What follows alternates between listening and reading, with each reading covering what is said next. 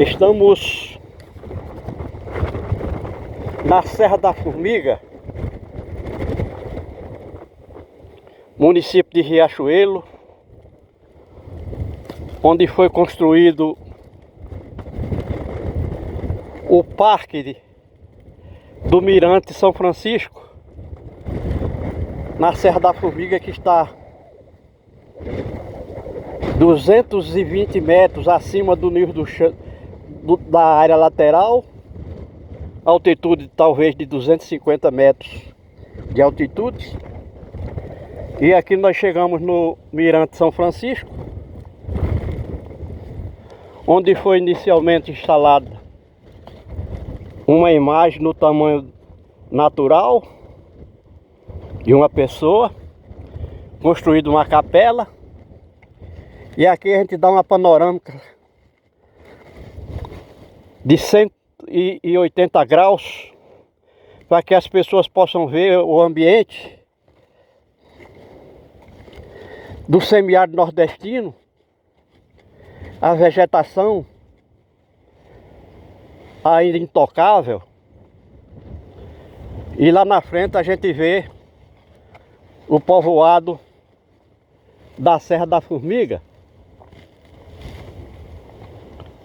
no município de Riachuelo. E a ideia de criar esse parque do Mirante São Francisco seria como atrativo turístico para que possa receber pessoas, visitantes.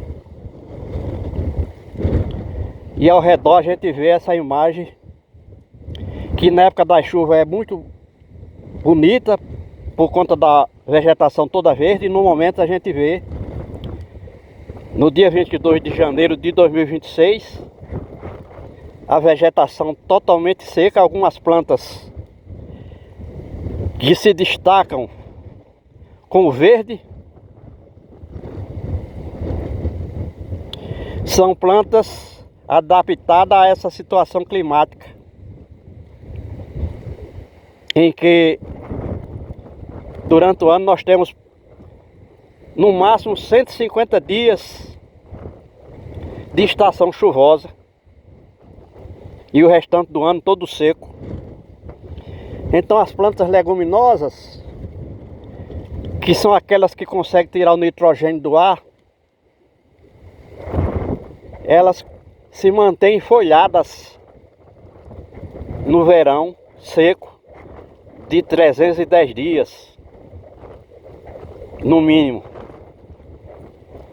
E a nossa direção à frente, na região do semiárido nordestino,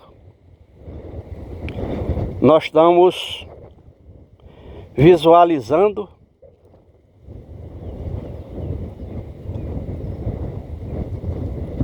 o leste, onde está a Grande Natal, a cerca de 90 quilômetros em linha reta a partir daqui. E nós vemos algumas serras, poucos espelhos de água, de açude, que conseguem se manter com um pouco desse líquido proveniente da captação de água das chuvas durante o tempo das chuvas. E a gente vê que nessa situação de secura, as plantas que se mantêm folhadas, como a gente já disse, são aquelas que estão adaptadas a esse tipo de clima do semiárido e agora ao clima de deserto, já que mais de 300 dias, aliás, mais de 250 dias de verão sem chuvas, nenhuma planta sobrevive se não tiver adaptada, como a gente disse, como são as leguminosas. E a planta e os animais necessitam de água todos os dias. incluindo o homem. E certamente o homem, desde o primeiro homem da civilização humana, que é Adão, procurou os rios. Porque a gente sabe que a maioria da terra chove no máximo, na maioria das partes da terra chove no máximo durante 6 meses. No Brasil existe uma região chamada Amazônica, região amazônica, que pode chover 8 meses por ano, todos os dias. Mas com o aquecimento global, que está se intensificando, a água foge extraordinariamente dos corpos das plantas, dos corpos dos animais, dos reservatórios, dos rios. E quando a cobertura vegetal escolheu essa área para nascer e viver de acordo com os elementos da natureza, certamente a oferta de chuva era muito maior e não havia tanta perda, porque o aquecimento global é recente, está dominando há menos de 50 anos. E a terra inteira está sofrendo perda de água, principalmente água doce, água das chuvas. Está diminuindo drasticamente. E a gente sabe que a água não desaparece. Ela muda do estado líquido para o estado sólido, do estado sólido para o estado líquido e para o estado gasoso. E a primeira água da terra era no estado gasoso, vapor, por conta da alta temperatura, quando foram criados os micro-organismos. E somente com a água no estado líquido, proveniente das chuvas, foi possível nascer vegetais e animais.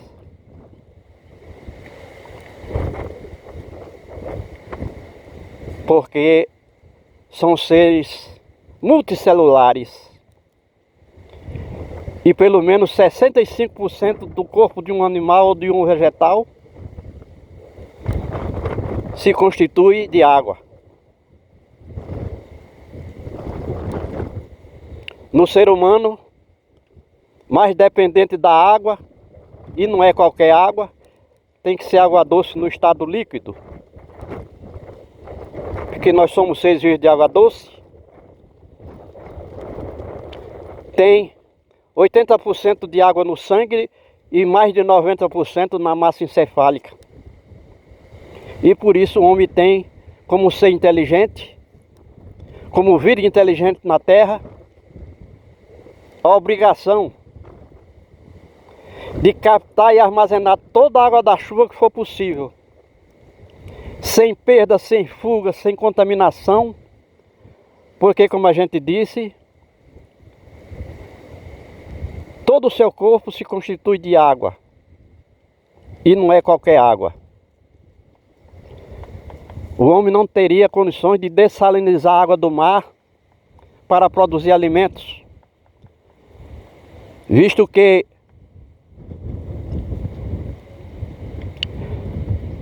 na região centro-oeste do Brasil, para se produzir 1 quilo de soja, são necessários 2.250 litros de água doce da chuva. Então o homem não teria essa capacidade de tecnologia, não teria para dessalinizar água suficiente para fazer agricultura. Embora já se saiba que em Israel, onde a chuva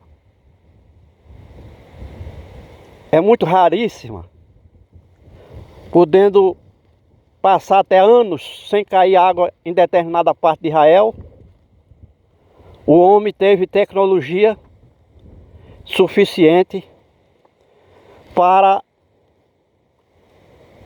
adaptar aquela situação climática, a ponto de hoje o Israel não ter problema hídrico no abastecimento de água, nem tampouco ter